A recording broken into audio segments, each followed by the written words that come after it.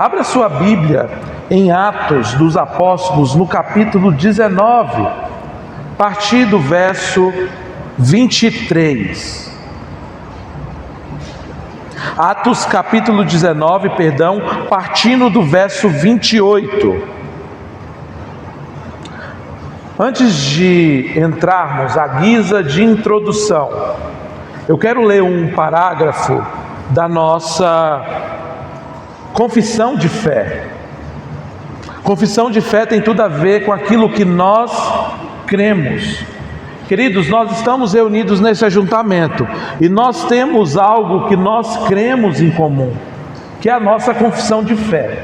Então, à guisa de introdução, eu estarei lendo e nós vamos falar sobre um pouco. É o artigo 8 da confissão a respeito do arrependimento e da fé.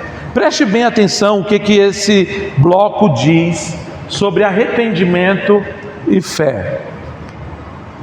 Artigo 8 da nossa confissão, do arrependimento e da fé.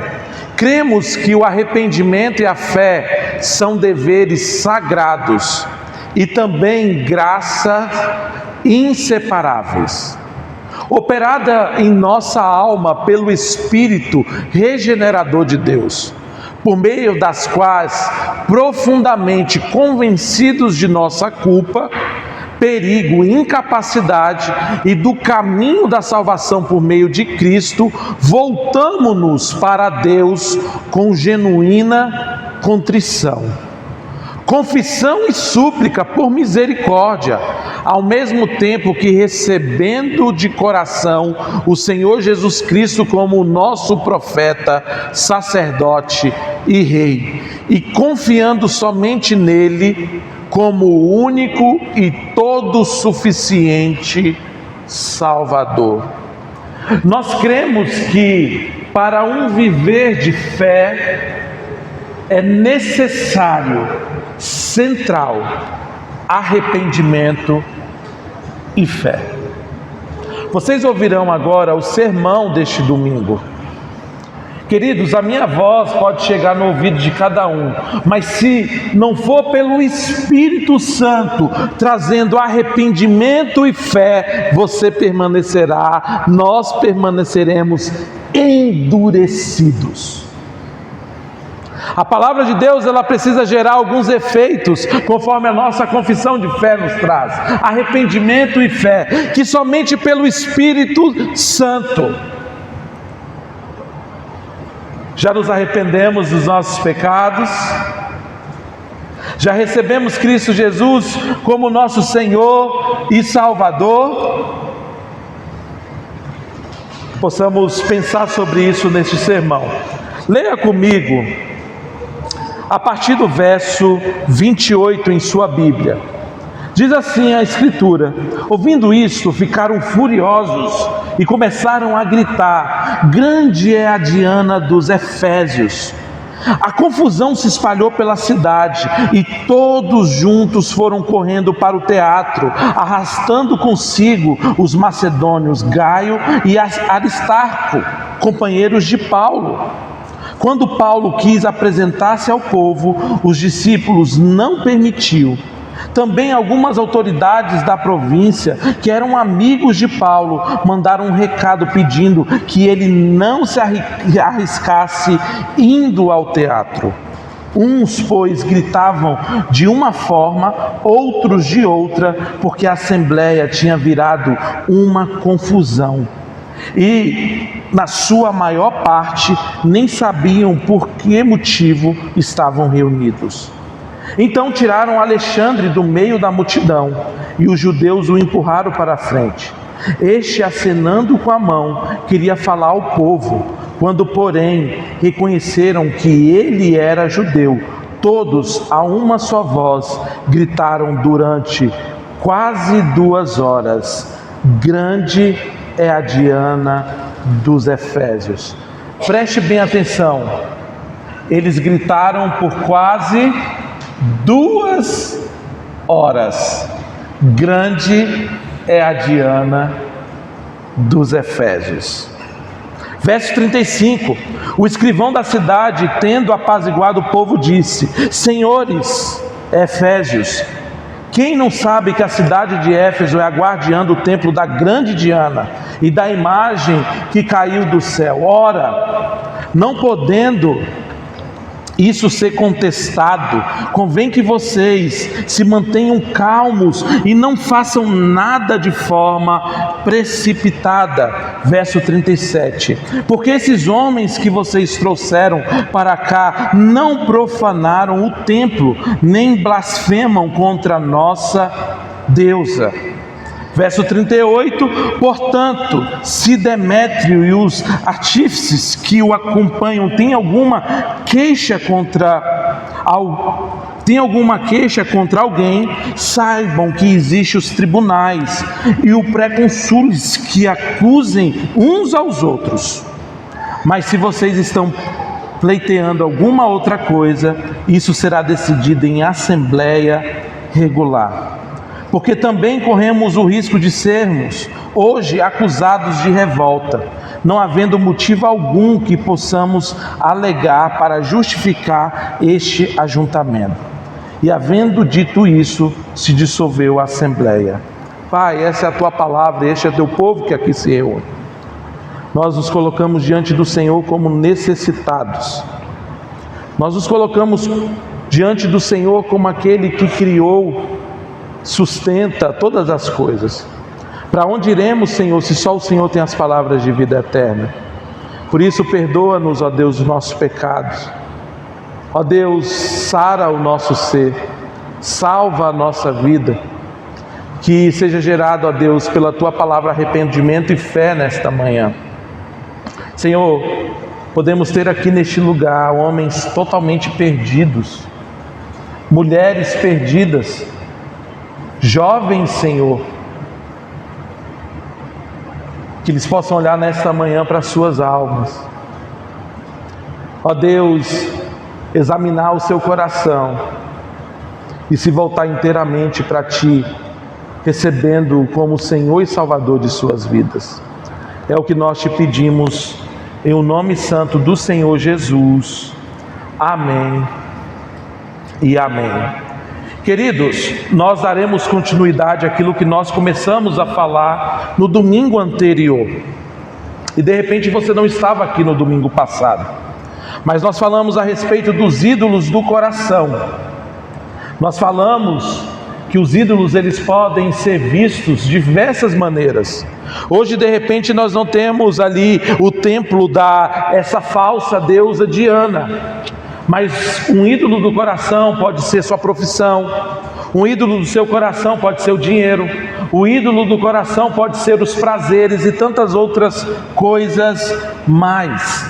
Aqui nós vemos que o apóstolo Paulo ele está cumprindo aquilo que é dito no livro de Atos. Vocês serão as minhas testemunhas, tanto em Jerusalém como em toda a Judéia e Samaria e até os confins da terra. E é exatamente isso que nós vemos aqui por meio do evangelista Lucas.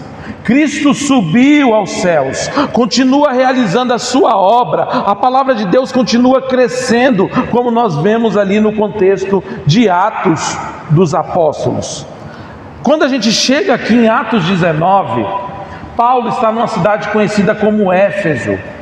Uma cidade cosmopolita, uma cidade que tinha um fluxo muito grande de pessoas, e muitas pessoas iam para Éfeso, ali para esse templo de Diana. E ali naquele templo havia comércio, havia vendas de imagens e tantas outras coisas mais. No capítulo 19 é dito que houve um avivamento em Éfeso. Homens que eram dados às práticas mágicas foram para a praça pública, queimaram os seus livros de magia e se renderam a Cristo Jesus. Enquanto outros se viram prejudicados, porque a religião deles estava sendo prejudicada e os ídolos de seus corações. Ora, nós vemos dois públicos aqui em Éfeso. Enquanto nós temos homens que se viram, se desfaz daquilo que é um falso ídolo, que é um ídolo que nada pode fazer, de uma religião pagã, outros estão preocupados com a perda financeira.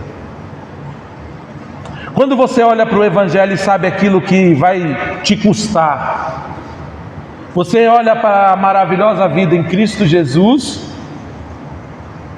ou aquilo que você vai perder por de repente seguir Jesus? Ora, a didática do reino é a seguinte: aquele que ganha, perde, e aquele que perde, aquele que ganha a sua vida, a perderá. Aquele que perde a sua vida, por amor de mim, ganhará. Queridos, os ídolos deste tempo pode ser, como eu disse, o dinheiro, posição social, pode ser o prazer, o ídolo pode ser a própria reputação, o ídolo pode ser a família.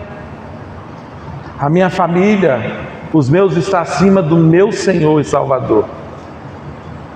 Lembrando que a própria Bíblia diz: pastor, mas como assim? Aquele que ama mais pai ou mãe, mais do que a mim, não é digno de mim. Ora, esse texto está dizendo que não devemos amar pai e mãe de forma nenhuma, mas é amar pai e mãe de maneira que ele ocupe o centro do nosso viver. Cristo Jesus é o centro. O nosso ídolo pode ser o poder, ou até mesmo a religião. Você já viu alguém tão apegado às tradições religiosas, tão apegado às tradições, à religiosidade, que aquilo é o ídolo? E nós falamos que quando Cristo entra, os ídolos precisam cair. O Evangelho de Cristo Jesus irá confrontar os ídolos do coração. Por gentileza, olhe para a sua Bíblia no verso 28 do capítulo 20, acompanhe comigo, do capítulo 19, perdão.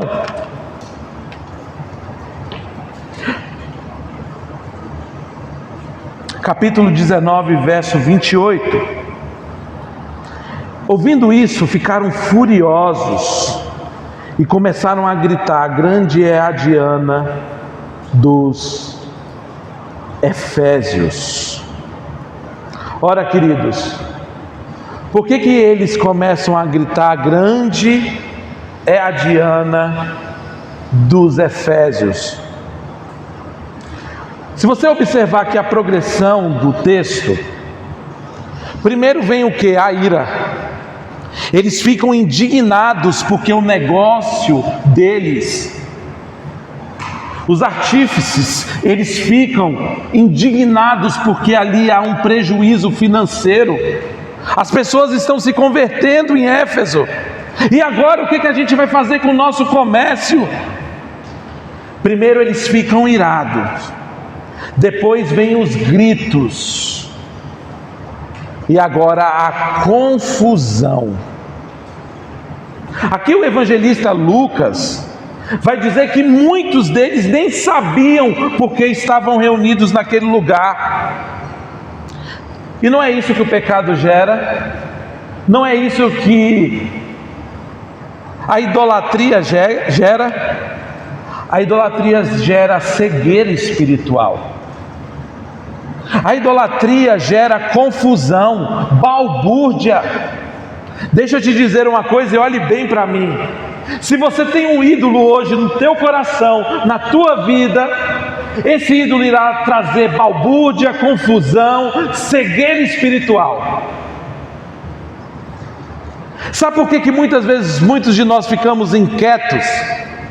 Nós vamos para a igreja, nós ouvimos o sermão, nós temos uma vida devocional para seguir, e muitas vezes a gente se agita, a gente não consegue ter o foco na Escritura e naquilo que o Senhor tem para nós, porque o nosso coração é tomado de ídolos. Olha só, uma multidão inteira está mobilizada gritando, agindo violentamente, e muitos nem sabem a razão.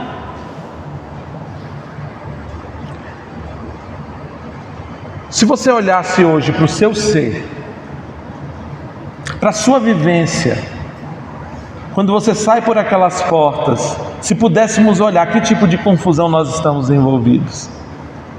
Será que aquilo que nós nos apegamos erroneamente tem trazido tal confusão para o nosso viver? Paulo vai ensinar em Romanos 1 que quando o homem troca a glória do Criador pela criatura, o entendimento dele é obscurecido. Nós vemos aqui que de repente esse ídolo que eles estavam apegados ali, toda essa questão do paganismo, da deusa Diana, as vendas e tudo mais, parecia que estava prometendo segurança para eles, mas estavam produzindo escravidão. O ídolo dos corações, ele pode até prometer sentido, mas vai produzir inteiramente confusão. O ídolo pode prometer liberdade, mas o bem da verdade é que o ídolo, ele domina os seus adoradores. Aí eu te pergunto, ou podemos nos perguntar, até que ponto estamos sendo servos do nosso próprio ventre? É os meus desejos, são as minhas vontades, tudo é para mim, por mim, em mim. Ou será que já colocamos e tiramos os olhos de nós mesmos e colocamos em Cristo Jesus como aquele que é fonte e o Deus verdadeiro que deve ser adorado? O interessante é que o texto vai dizer que a multidão arrasta Gaio e Aristarco, companheiros de Paulo. Esses dois homens, eles vão sofrer essa questão porque eles estavam associados à vida do servo de Deus Paulo e à sua missão. Esses homens, eles são arrastados, eles ali vão sofrer duras penas, eles vão sofrer por conta do ataque da idolatria. Ora, deixa eu dizer uma coisa para você nessa manhã: seguir a Cristo tem consequências. Jesus nunca prometeu aos seus discípulos uma vida sem oposição. Ele irá dizer em João capítulo 15, verso 18: se o mundo odeia vocês, saibam que antes de odiar vocês, odiou a mim. A fidelidade do Evangelho pode custar a sua reputação, a fidelidade ao Evangelho pode custar os seus relacionamentos, a fidelidade ao Evangelho pode custar oportunidades e confortos. A quem iremos nos segurar? A uma vida idólatra? Ou uma vida como seguidores de Cristo, ainda vivendo toda a oposição? E a pergunta que eu quero fazer nesta manhã não é no sentido de eu tenho algum ídolo. Essa pergunta nós fizemos semana passada. Mas nós podemos perguntar: o que, se Cristo tocar, fará o meu coração reagir?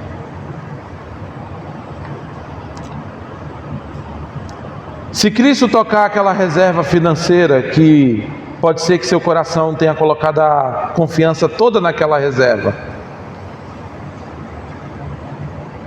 Se Cristo tocar, e se Ele tocar na nossa família, como a família de Jó foi tocada, o nosso coração reagirá de que forma? E se formos tocados na nossa vida profissional, no seu concurso, na estabilidade, seguirá confiando no Senhor? Como que o nosso coração irá reagir? Aquilo que não conseguimos entregar ao senhorio de Cristo está perigosamente próximo de ocupar o lugar de um Deus. Mas o Evangelho irá dizer que Cristo é o Senhor. O dinheiro não é meu Senhor, a minha carreira não é o meu Senhor, a minha família não é o meu Senhor, minha reputação não é o meu Senhor, os meus desejos não são, mas Jesus Cristo. Somente Jesus Cristo. Olhe para a sua Bíblia, por gentileza, no verso 33, por favor. O verso 33, ele irá trazer: então tiraram Alexandre do meio da multidão, e os judeus o empurraram para a frente. Este, acenando com a mão, queria falar ao povo. Quando, porém, reconheceram que ele era judeu, todos a uma só voz gritaram durante quase 2 horas. Aqui nós temos 2 pontos que eu queria trazer. 2 pontos. O primeiro é que apareceu um personagem chamado Alexandre. Lembra? Primeiro apareceram 2 personagens que eram companheiros de Paulo. Esses 2 personagens companheiros de Paulo, eles são perseguidos e têm oposição e são arrastados. Na verdade, eles estão sofrendo consequências da missão. Os 2 companheiros de Paulo. Só que aqui aparece esse tal de Alexandre. E eu fui pesquisar se esse Alexandre era o Alexandre que aparecia em outros momentos da Bíblia. Os judeus colocam à frente da multidão e ele tenta apresentar uma defesa. Mas que defesa é essa que Alexandre quer fazer? Alguns podem dizer assim: poxa, esse Alexandre então ele é também companheiro de Paulo, porque gerou toda essa confusão ali, e nesta confusão que foi gerada, ele quer apresentar uma defesa em favor de Paulo. Não necessariamente. Não dá para identificar quem é esse Alexandre, se é os mesmos Alexandres que aparecem depois. Só que é o seguinte, irmãos, provavelmente a intenção desse Alexandre aqui era desassociar os judeus de Paulo e dos cristãos. Sabe o que esse Alexandre queria fazer aqui, Felipe? Ele queria dizer bem assim: ó, tá vendo isso que está acontecendo em Éfeso? Homens foram para a praça pública, queimaram os seus livros de magia, eles estão recebendo Cristo Jesus.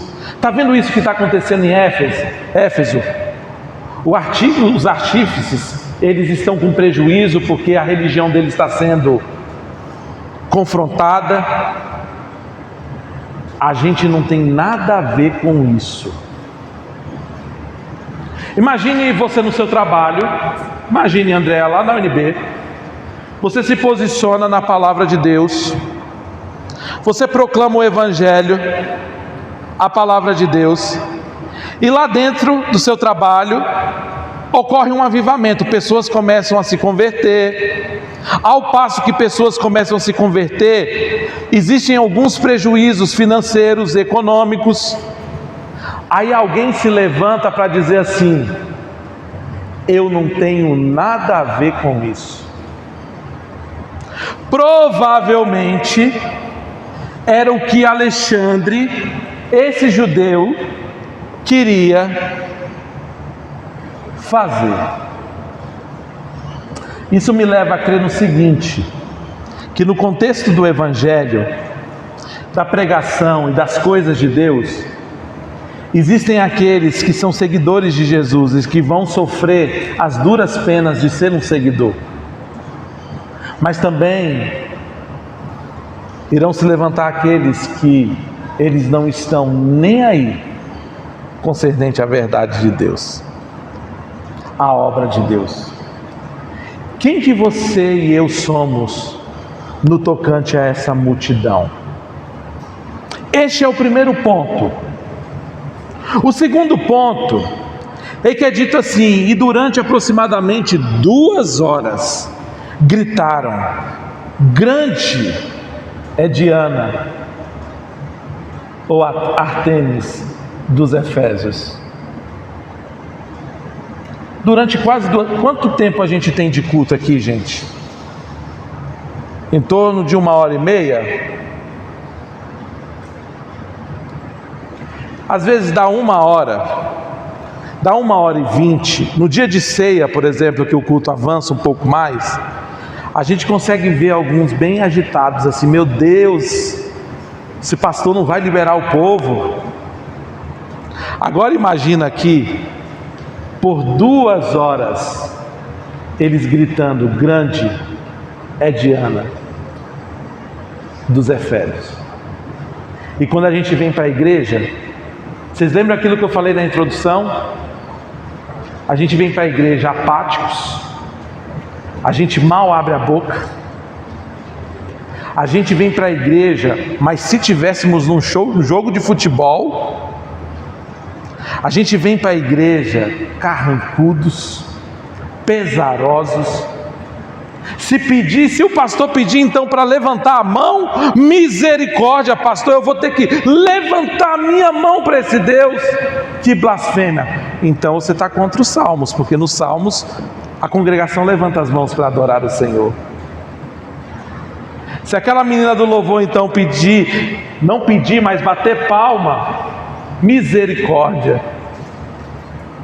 E se eu tiver que dar uma oferta no culto, vai tocar no meu ídolo? Como assim vai tocar no meu bolso? Eu preciso desse dinheiro para comer, para isso, para aquilo outro. É bem capaz que você morrer, esse dinheiro fica todinho aí, e o povo não vai saber nem o que fazer com ele. E eles gritavam: grande.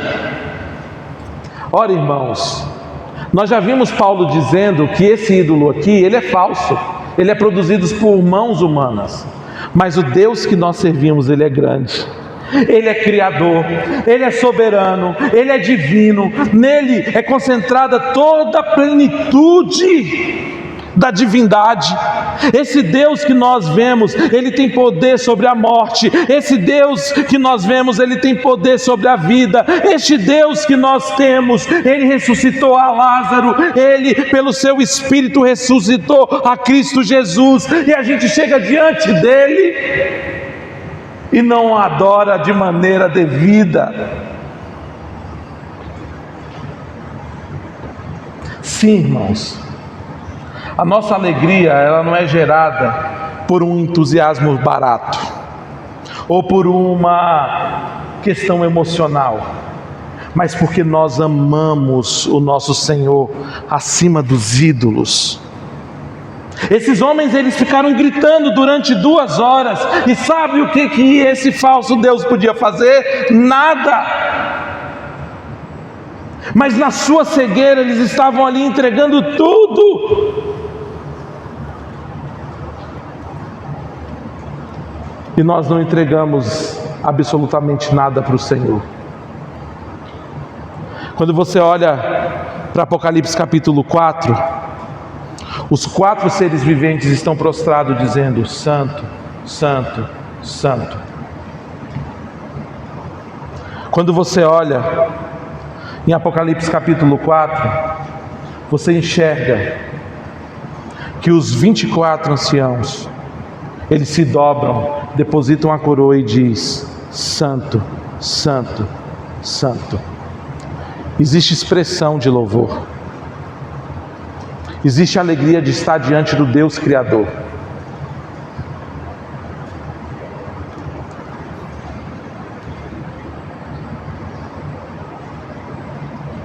Nós falamos que Alexandre não está nada preocupado em defender Cristo, Ele está preocupado em defender o seu próprio grupo, os seus próprios interesses. Então, o seu ídolo ali é a religião.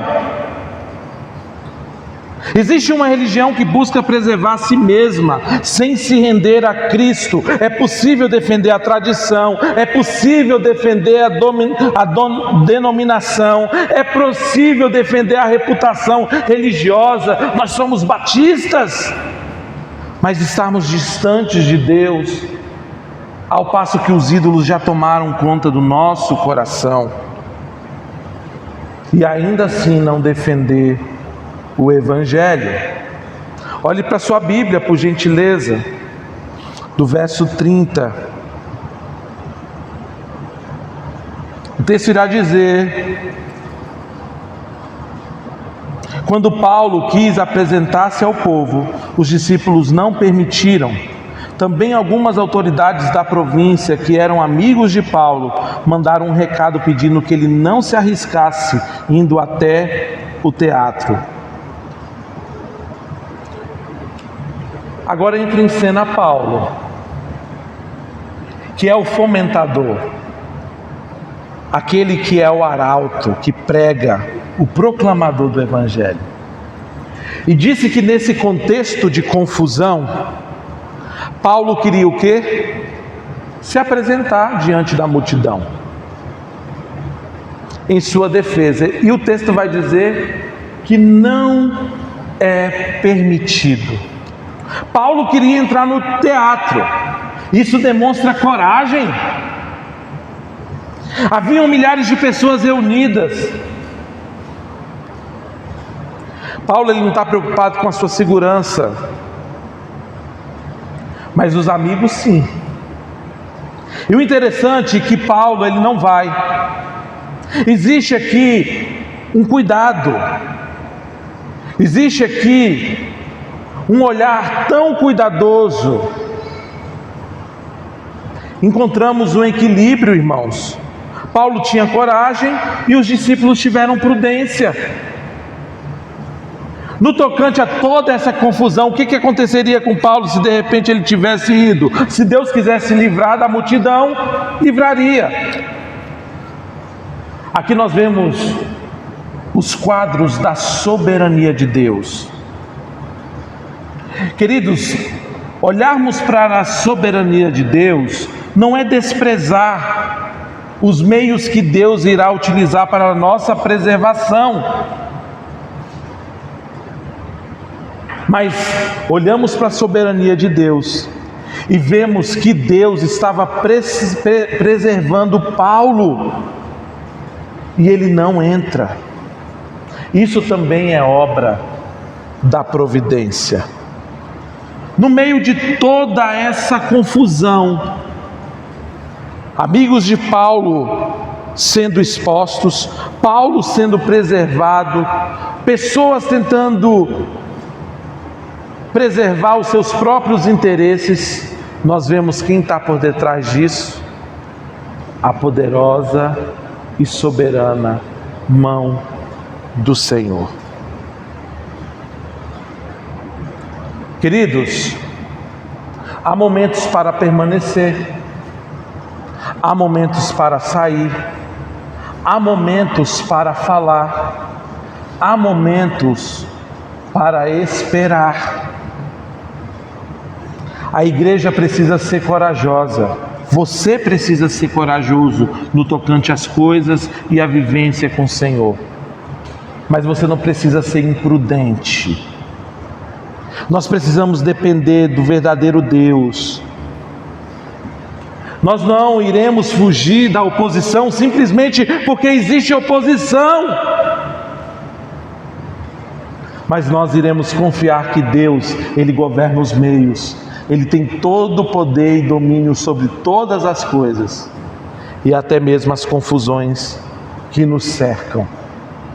Olhe para a sua Bíblia, por favor, no verso 35.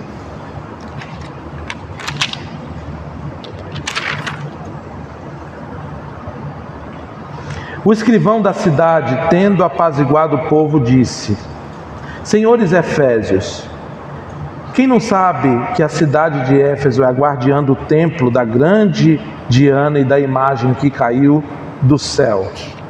Ora, não podendo ser isso contestado, convém que vocês se mantenham calmos e não façam nada de forma precipitada. Porque estes homens que vocês trouxeram para cá não profanaram o templo, nem blasfemam contra a nossa deusa. Ok? Até aqui. Nós pegamos uma realidade. Se Deus ele é soberano e Ele está dirigindo todas as coisas, nós vemos a figura agora do escrivão da cidade. A multidão está ensandecida. A multidão está agitada. Interessante que Deus não usou ali o apóstolo Paulo. Deus não usou os seguidores e companheiros de Paulo. Deus vai usar quem, irmãos? Esse escrivão da cidade. Deus ele não é conhecido aquele que tem o coração do rei em suas mãos? Ok, pastor, eu entendo. Então por que estamos tão desesperados em meio a tantas confusões que vivemos, ou até mesmo em meio à oposição e tantas outras coisas mais? Esse homem ele não é apresentado como convertido. Ele não está defendendo o evangelho porque creu em Jesus. A preocupação dele é política e jurídica. Nessa época da eleição nós veremos muitas pessoas desesperadas, não é mesmo? Não veremos? Será que Deus perdeu o controle? Pessoas estarão desesperadas de um lado, pessoas estarão desesperadas de outro. Nós cremos de verdade nessa soberania ao ponto de poder descansar no Senhor. Então por que não largamos os ídolos do nosso coração e confiamos inteiramente em Deus? Por que não descansamos hoje e dizemos: o Senhor sabe de todas as coisas? Eu posso não entender e saber, mas o Senhor sabe.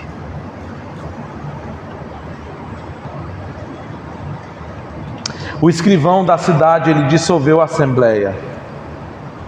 Nós vemos aqui que não há um terremoto, uma ação sobrenatural. Não há anjos abrindo porta. Não há um milagre extraordinário. Deus, Ele usa, em nossa linguagem, um funcionário público preocupado com a ordem da cidade. Paulo é preservado e isso é providência de Deus.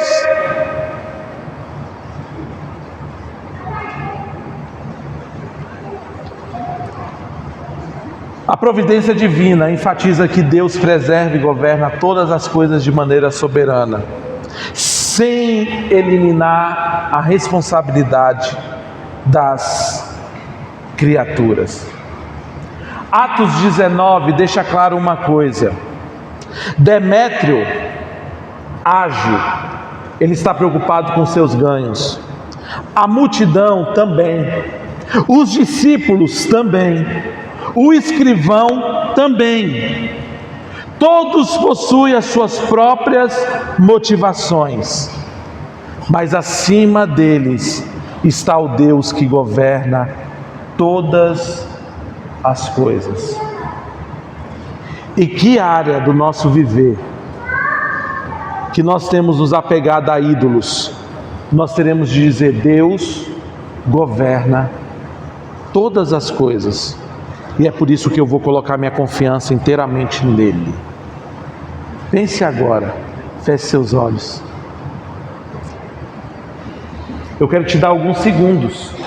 Identifique essa área.